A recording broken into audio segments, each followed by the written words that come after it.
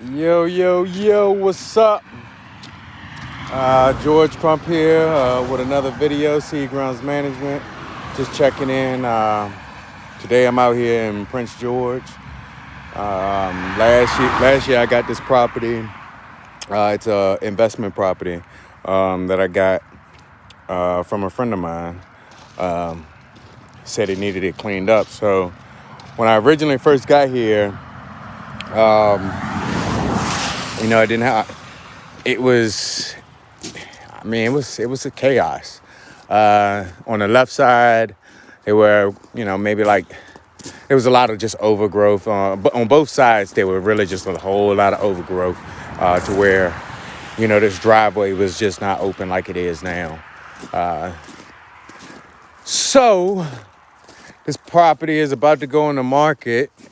They finished up the siding and did have cedar siding before.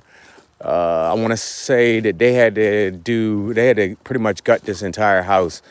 I know the kitchen floor was sunken in certain places to where, that had to definitely be completely taken out and the floor fixed. So my original plan and thought and vision when I first got this property. He said the customer, it was actually his father, and it was his father, and his father passed away maybe in like 2 months after I accepted this. So it sucks.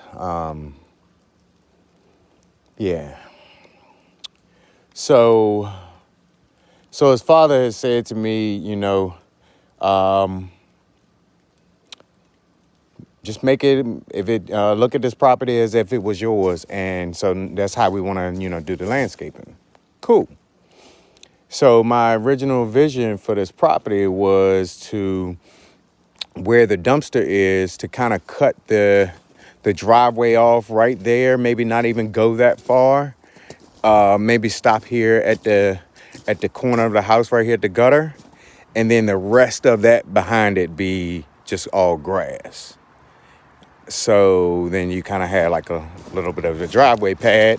You could still pull all the way up, but then you also had this section here. I personally wanted that section to go all the way to the gutter. That way, mainly because I just don't see any true grass growing, being able to actually be established and maintained right here. So, my thought was, okay, you can make this an entire like driveway pad. We add some plants along the side here to kind of, cover up the bottom of the foundation. And then, by bringing the gravel all the way here, you just cover up all of these bare spots. And then you only had about, 20 feet, 100 square feet, 200 square feet to really maybe fight with as far as trying to establish grass. That was my vision on it, just because I already knew that all of this up here was just going to be an issue and was not going to allow my grass to grow, which it didn't. So it is what it is. We work with what we got. So now I'm gonna add some plants in. Thinking I'm gonna add, I don't know if you can see, let me see if I can zoom in for you. But right there where them bricks are, I think I wanna add something with some color. Add something right there with some color. Or maybe an evergreen. I haven't figured it out yet. But yeah, add something right there. Then add something right here along the step to probably this corner right here. The first little corner right here. It's probably gonna be pretty much it as far as plants wise. I really don't know what to, and see now it puts me in a predicament of, I really don't know what to do for this. Like I mean, I can think of several things to do with it, but the whole part of it is, to stay within the budget. And that's where it's like, it's to kind of mess me up. Like I can create a bed on the, on the edge of the rock, but I mean, it's still gonna look crappy because, on the backside, you still got this bare ground. So, I'll give them a call and maybe we'll figure out something on what to do. Cause I mean, that junk, it just looks like shit. Excuse my language. I try to be really good about cussing on here because, never know who's watching. But yeah, it just looks like crap right there. And I knew it was because of the location it was. So here in the backyard, you can see where, you still got a few bare spots. But overall, the lawn has came back really well. When I came back here, I probably took out like 6 or 7 trees back here. Pulled up all of the stumps, and hardly raked this backyard to kind of get it to where it's at. It still needed to be leveled out a little bit better, but once again, budget wise, we just try to stay in the budget. So yeah, and this gives you a good look at it. Doesn't look that bad at all. I'm actually happy with the results. So I just did a leaf cleanup on it, so got all those leaves off. Whew. So I got a little bit of cleaning up to do, pick up a few little small things. When does this open? Yeah, I figured it wouldn't be open, and they're not done. They're not even done in there. So I guess told me another 2 weeks. He wanted to have this on the market in 2 weeks, but I don't even know if he could have it on the market in 2 weeks. Yeah. So yeah, I got to kind of clean up this area. We're going to talk about, exactly what he wants me to do, but, this will be another spot where I will mulch those. I don't know what he wants to do about these downspouts.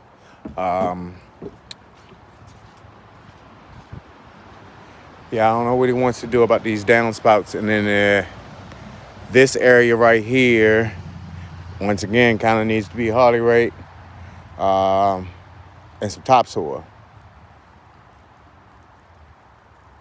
Yeah, because there's going to be a whole lot of, this is, because before you can see where pretty much there was gravel, the rocks originally came all the way out here. So the driveway originally came all the way up back here.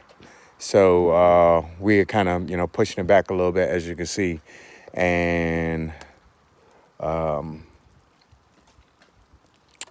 yeah, readjusting the driveway just a little bit. So yeah, I got a little bit of cleanup left, but pretty much I'm about to be done with this property.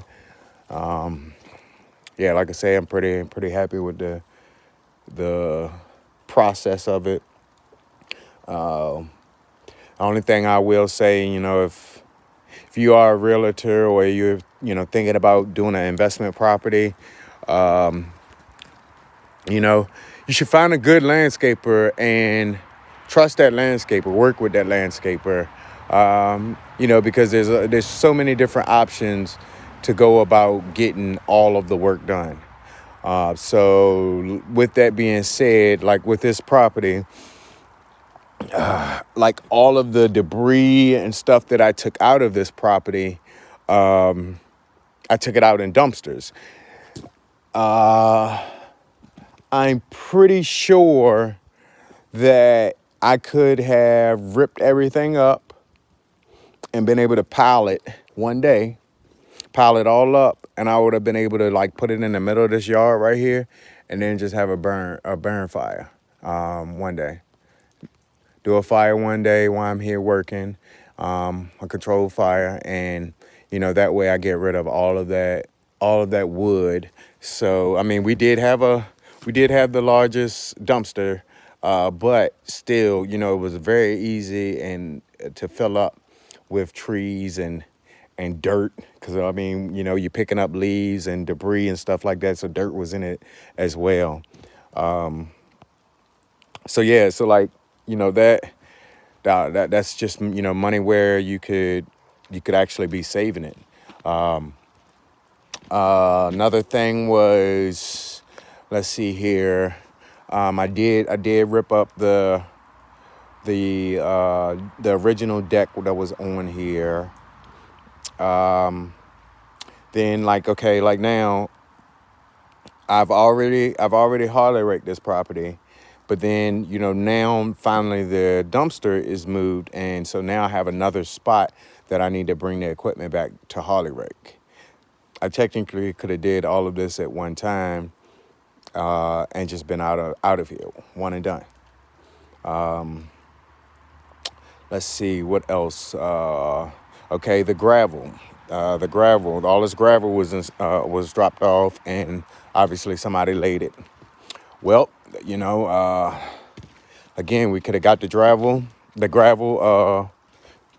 dropped off here, and while I was here already working and had the equipment here, it's something we could have probably just knocked out and got done. Well, not even probably. It's something that you could have gotten done with the equipment already being here, and probably saved you a few dollars. I'm thinking that's about it. But looking at that, yeah, like, I mean, with this, I don't know what we're gonna do. So, that's gonna be an extra cost to figure out something to make that presentable, this area presentable. Then back here, that's another cost, because it's still, the equipment still gotta get here and still has to work, and you're gonna need topsoil, etc. All of this could have been taken care of when I did the Harley raking that first time. And, it's nobody's fault or anything. It's just, it's just about working together and communicating. You know, we are all in this game to make money and be lucrative in business. And how I look at it is, if you're lucrative, I'm gonna be lucrative as well, because you're gonna keep on feeding me work, and me saving you a few dollars, and at the end of the day, looks good in your pocket. You remembering that and continuously using me for your services, for services needed, works out for me too. So, let's just, take that into consideration if you are somebody that is thinking about an investment property or something like that. Your landscaper, or find a good landscaper that's going to be honest with you. That's the biggest thing, is find somebody that's going to be honest with you, and not somebody that just wants to take your money. We all in here to, yes, damn right, we in here to make money, but at the end of the day, there's always more than one way to skin a cat. And we are all in our profession because we do what we do the best. So I'm damn sure not gonna try to tell you how to sell a house. Anyway, George Crump here, once again signing out with another video. I never say it, so I'm gonna go ahead and say it this time, man. Y'all go ahead and subscribe to my channel, man. Anybody, look at my videos, I would really appreciate the subscription. Yeah, it lets me know that the videos that I am putting out, I appreciate it. Anyway, once again, signing out. Y'all take it easy.